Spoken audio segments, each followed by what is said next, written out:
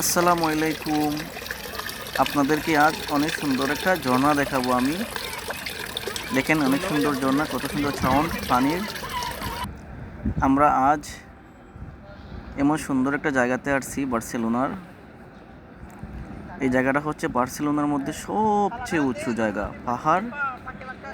এই পাহাড়েতে অনেক রকমের দৃশ্য আছে দেখার। দেখেন কত সুন্দর লেক করে রাখছে তারা পাহাড়ের চূড়ায়, প্রায় 3000 ফুট উপরে।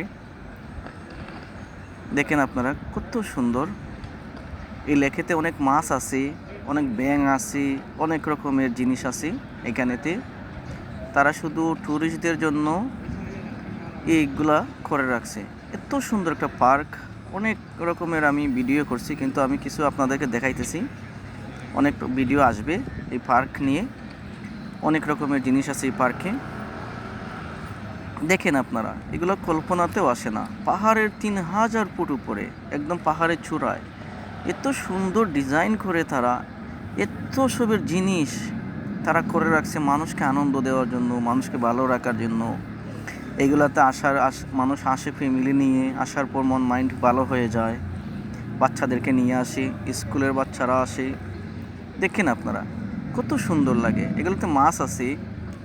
আর আমাদের বাংলাদেশের শাপলা ফুল, কিন্তু আমাদের দেশীয় ফুলের মতো না, এগুলো একটু ছোটো ছোটো।